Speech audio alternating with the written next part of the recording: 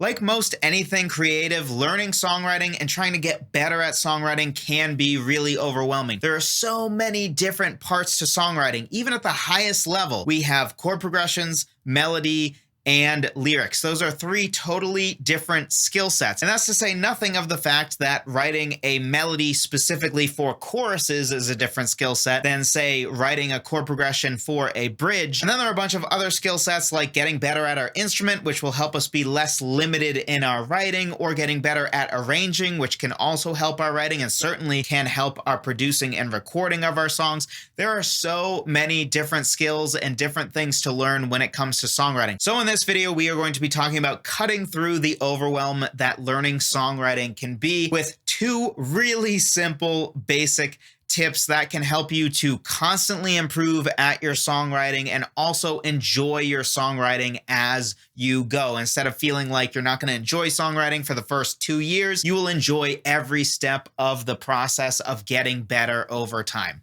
Let's talk about it.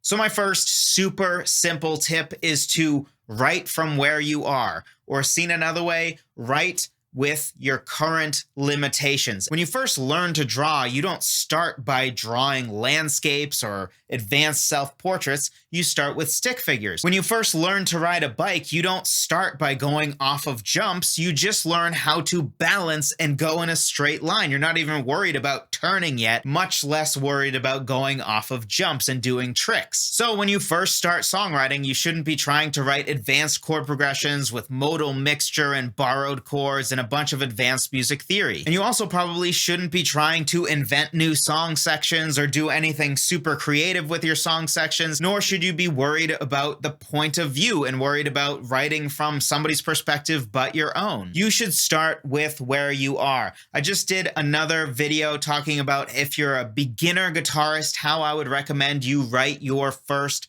song. But something I talked about in there is that even though I very much don't encourage you overall to be a person that uses stock chord progressions, because those get old very fast and they limit you so much as a songwriter, I'm a big proponent of how much learning music theory can help you write much more interesting music and be more intentional about what you're doing with the music. But that being said, with your first song, honestly, you shouldn't be worried about that. Unless you already know your music theory, if you're really just coming into music or coming into the songwriting side of music with almost no knowledge of music theory and composition, honestly, you probably should start off by just finding a stock chord progression and utilizing that. In case you don't know what I mean by a stock chord progression, really all I mean is one of the chord progressions that are tried and true and have been used a bunch of different times by tons and tons of artists. Now again, I think that's something that we should all evolve past. We should all learn some music theory so that we can write our own chord progressions instead of just borrowing the same 5 that have been used a billion times. But when you're first starting out, hey, make it as easy as possible for you to complete a song and have success, because then that will inspire you to write the next song and the next song. And hey, some amazing songs have been written with those stock chord progressions, so you still could write something absolutely killer even when you are stuck in the stage of just borrowing chord progressions that are tried and true. And this brings us into the other tip I have for you,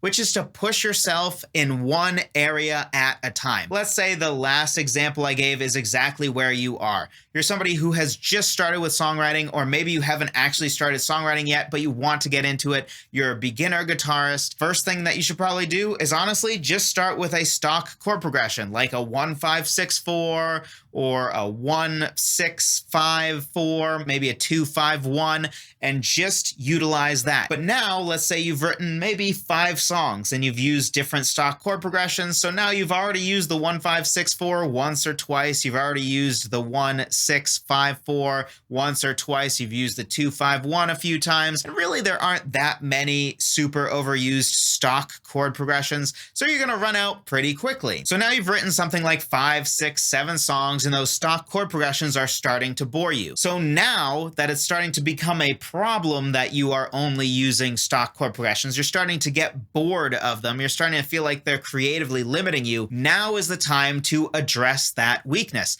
Now is the time to actually learn some basic music theory so that you can create your own chord progressions rather than just borrowing the most overused ones. If you're curious about that, I do have a free guide with the 4 pillars of music theory that I think every songwriter really needs to know, which does include keys, chords, and chord progressions. So if you want to learn how to think through and how to make your own chord progressions, be sure to check that out, songwritertheory.com/music theory guide. Link will be in the description. So let's say that you took my advice, you started with stock chord progressions, wrote your first 3, 4, 5 songs that really aren't that great, and then you downloaded that free guide, you learned about chord progressions, so now you're able to write your own chord progressions rather than just borrow stock ones. So now that you've opened yourself up to a whole new world of being able to make your own chord progressions, now your biggest limitation might be that you feel like, man, my lyrics are really the worst part of my song. So that's the next thing that you should address, because now you've leveled up your chords, you've learned how to make your own chord progressions, and now the worst parts of your song is usually lyrics. So maybe it's time to learn some basic meter so you can have some better poetry, or maybe it's time to learn to have some more vivid, precise words, especially your verbs are very important to be vivid and precise. So that might be the next step for you. Now let's say you've written 10 songs and your lyrics have gotten better now, your chord progressions are better because now you know how to write your own, and now you realize, hey, every single one of my songs is really just a basic guitar chord progression, even though I'm writing my own now, and now some better lyrics.